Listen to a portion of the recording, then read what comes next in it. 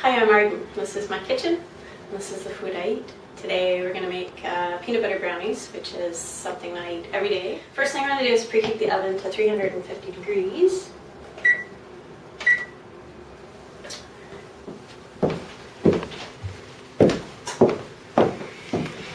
And then the next thing I'm going to do is butter the pan, which is what, about 24 by 8 or something like that.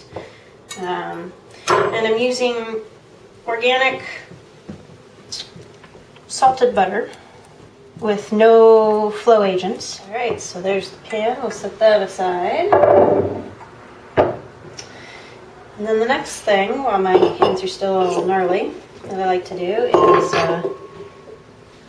crack the eggs. And you need two, medium-sized. These are a little bit small. So I use a whole jar of crunchy salted peanut butter. And here again, it's really important to have nothing other than salt added to the peanut butter. And I happen to use Whole Foods 365 crunchy peanut butter, but not the organic, because the organic actually has things added into it that disturb my stomach, that I can't eat. As interesting as that may be, or unexpected, organic is not necessarily an endorsement if organic is on the label. So, and then good peanut butter should always basically be separated. The oil should be on top, and you'll have to painstakingly stir it in. And this can be an art form, to learn how to stir the oil into the peanut butter without losing the oil to the outside of the jar.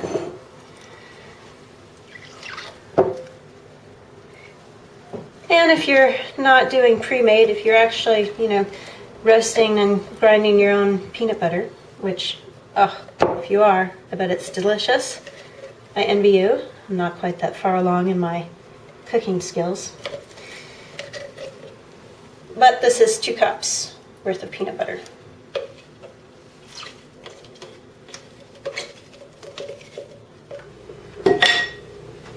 It's kind of handy to have a trash bowl when you're cooking so that you can just put everything in there instead of having to each time walk over to your trash if it's not close by and that sort of thing. So next I'm going to get my honey, which I'm going to use about 1/2 cup.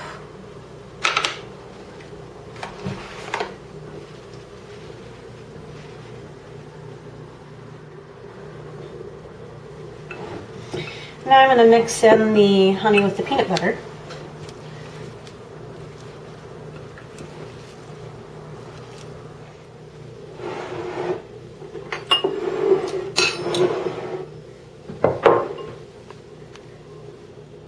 Now I'm going to beat my eggs, just to make it easier to mix them in.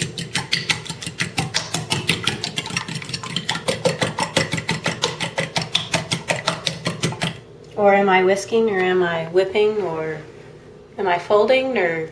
I'm not a chef. Alright. I suppose there too, that's another thing.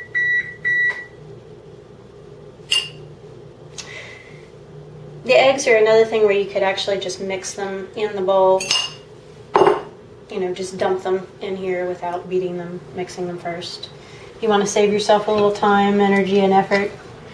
I happen to like the results of mixing them first. So the next thing I need is baking soda. And I need about a teaspoon. As you can see, my measurements are never really quite exact.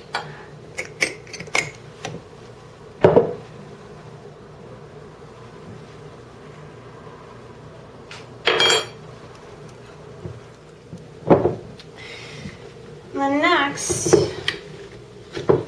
I need the raisins, which here too, I'm terrible about measuring, but for your sake, I'll make a lame attempt.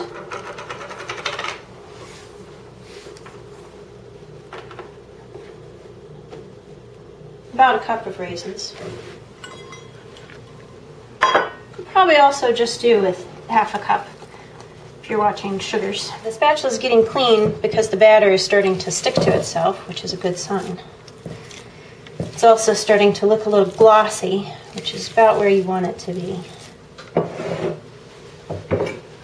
All right.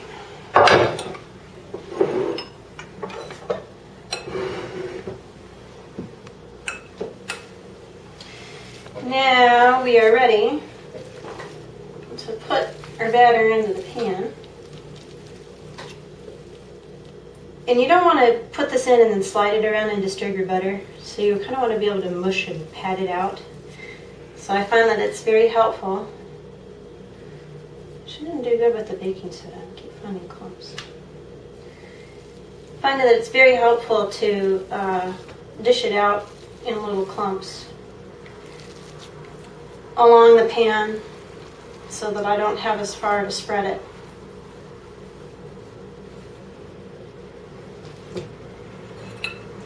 Alright, and then I'm going to use my spatula to just kind of mash it down.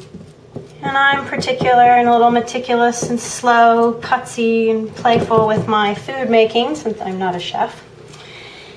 And I don't like the edges to be crispy or brown too much, and so I find if I push them all down nice and even, they stay softer and less crusty-like. Alright, so now we're ready to go into the oven, which we preheated earlier. So this is going in at 350 degrees, and I'm going to put it in on a rack that is second up from the bottom. And I'm going to kind of centralize it there. Be very careful if you're not using mitts. And then I'm going to turn my timer on for 18 minutes. And that's it. Alright, so we only got 5 seconds to go. That's pretty good. So the thing that you're looking for in the brownies is that the center no longer wiggles. They are firm. Your edges are slightly browned. This is all good. And so now, turn the oven off. They just need to cool for about 20 minutes or half an hour before you dig in. Otherwise, they'll just kind of crumble and fall apart. This gives them time to congeal and adhere to each other. And that's it. I hope you enjoy. Bon appetit.